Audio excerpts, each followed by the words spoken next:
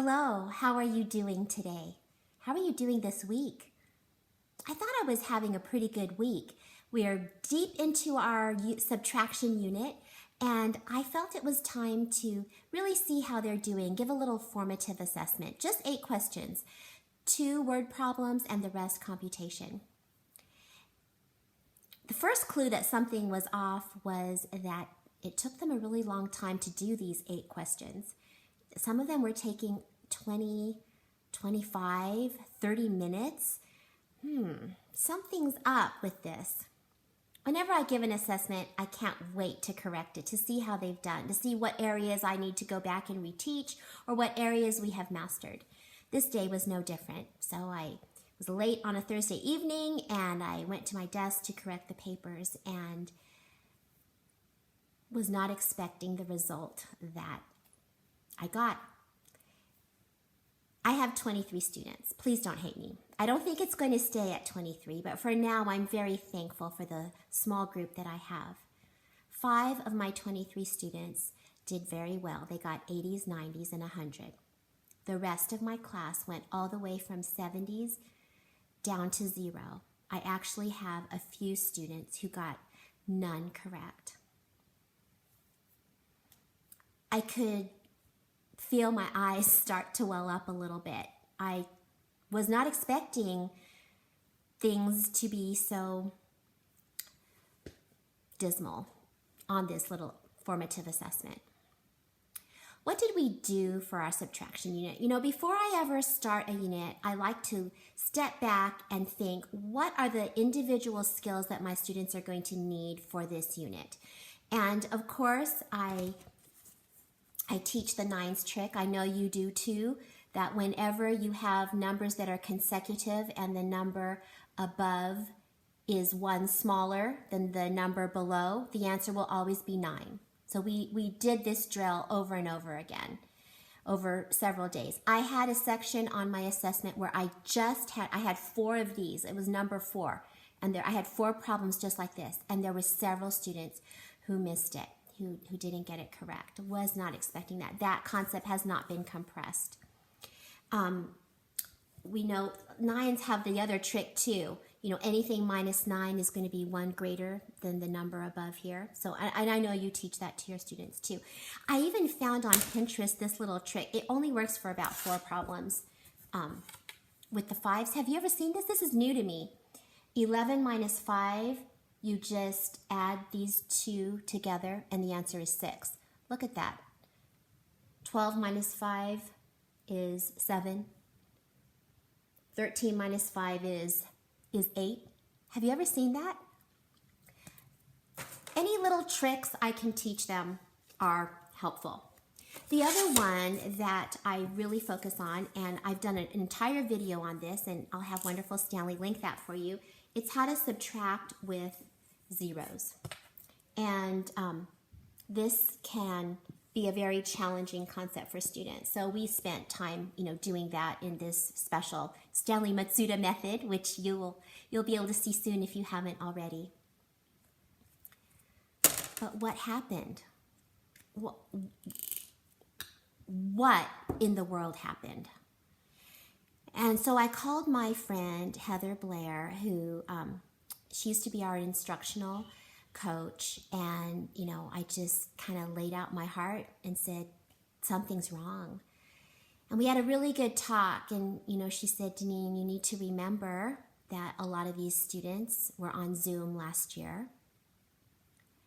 Yeah, they were. Yes, they were. And are you finding this to be the case at your school too? I've been talking with my colleagues, and I think everyone is facing this. The first grade teacher, some of these students are in a classroom for the very first time. I'm still struggling with students getting up out of their seats in the middle of my instruction.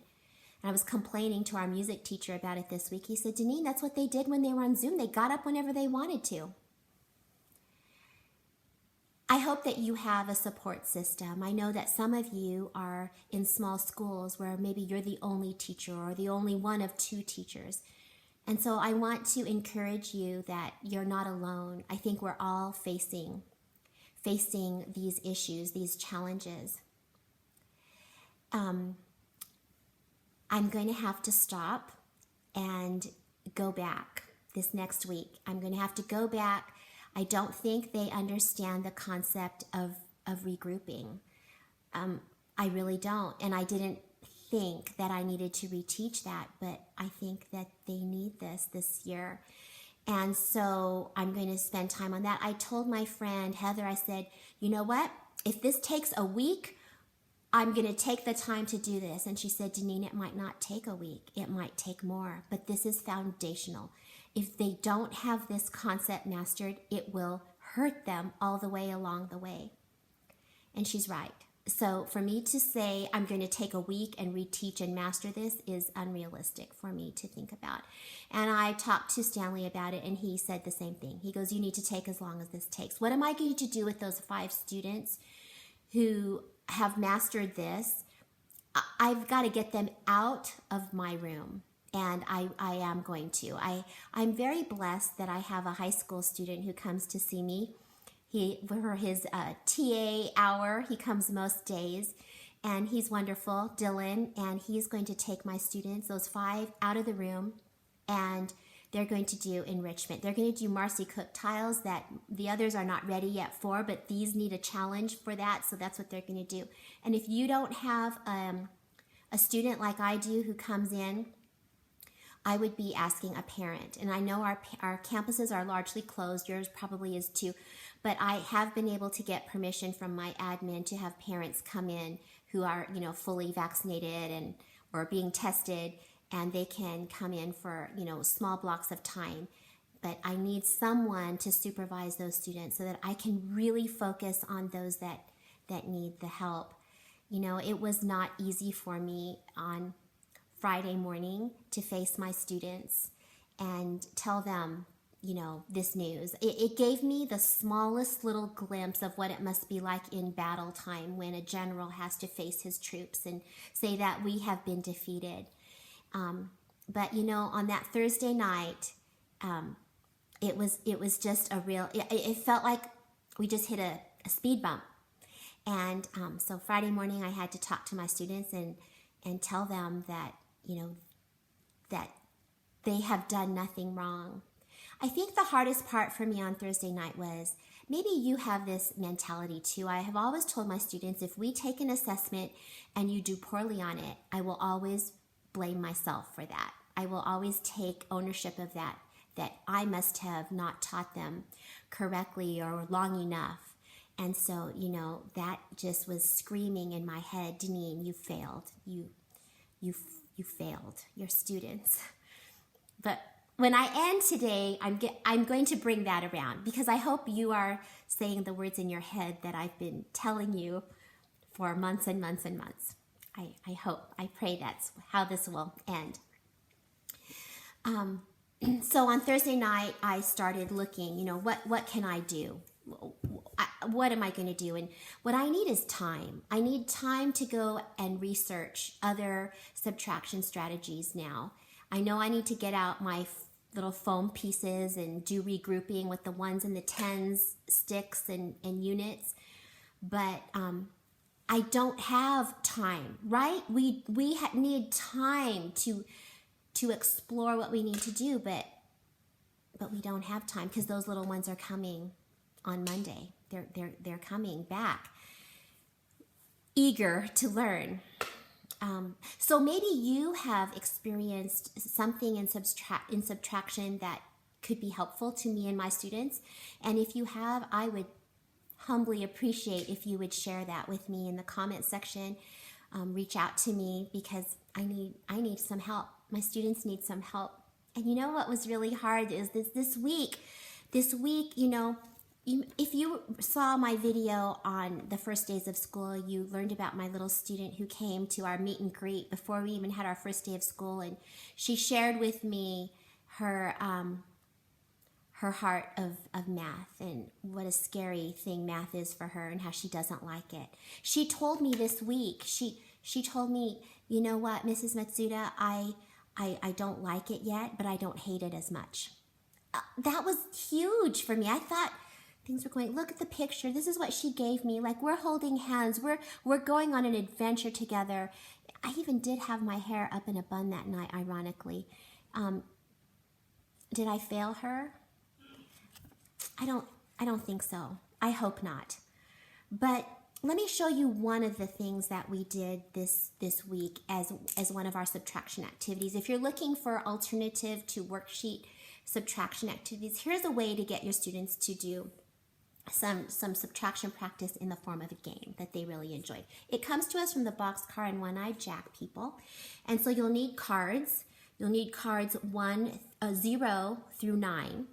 And if you're using a standard deck of cards, you'll need to make the 10 or make something a 0 so that you can have some zeros in there. The box cars do come with zeros already on them. But you start with 100. It's called countdown. You start with 1,000, I'm sorry. And it's called countdown to 100. And this is how you play. Now, I only let the students play for about 15 minutes a day because it can become tedious. So we just played for a little bit at a time every day, and they really enjoyed this game.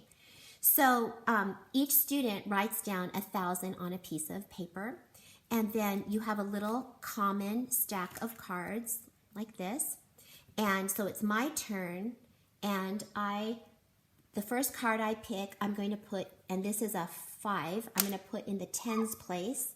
And then the second card I choose, which is a 6, is going to go in the ones place. And then I subtract. And what I did is I had the partner then check the problem on the calculator to make sure it was correct. And so you'll end up with a difference here. And then it is your turn to do the same thing. So you start also with 1,000 and use that same common pile. The 2, that one goes in the tens place, so it's a place value practice too. And the second card was an 8, and so that goes right here. And then it's your turn to subtract, and then I check your work. And you don't even have to use calculators to check. You can have them check with computation. Either way would work. And the first person to get to a sum below 100 is the winner. And once that is done, then the game is over and you can teach them another game. So that's the way one of the ways we were practicing our subtraction, and we really enjoyed that.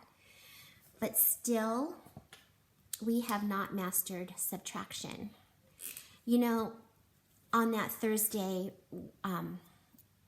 when I was facing the reality of the situation that I'm in with my subtraction, as I mentioned, I was discouraged. I felt like, where did I go wrong? I failed my students. You know, they have trusted me with their math hearts. And we know that math has the power to crush the spirits of human souls like no other subject. And they've trusted me. Look, they have trusted me with their souls. They look up at me every day. You know, what are you going to teach me today, Mrs. Matsuda?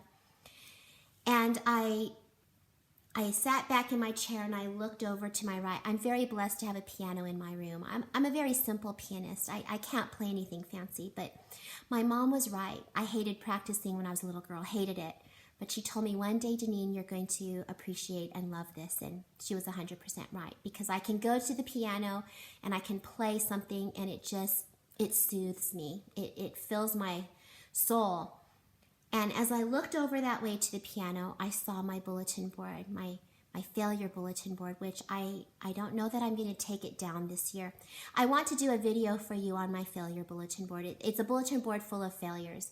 And guess who has a big picture of herself right in the middle of that failure bulletin board? But I looked at that and I saw what I had written on the top, which was, we learn from our failures and our successes. And I hope that's what you were saying in your mind to me when I was talking about, you know, feeling badly as a failure. Because this is the golden opportunity for me to teach my students and to model for them that, yes, we have had a struggle. We have failed in this area, but we are going to learn from it and we are going to grow together. And I don't know yet how I am going to face Monday morning, what exactly I'm going to do. I'm limited on time, but I am confident that we are going to struggle through this together with good attitudes and come out on the other side as long as it takes. Just the mere fact that, we have limited time is, a reality. But this weekend in particular, it's our fall fair. We get to do a normal pre-COVID activity, and our fall fair is circus. Look what wonderful Stanley bought for me.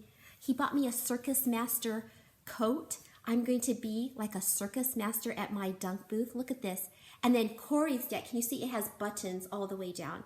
And then Corey's dad, look what Corey's dad bought me. She went home and told her family what I was up to, and Corey's dad bought me a top hat. I have not yet figured out how I'm going to be able to wear this, but that's what I'm doing on Sunday.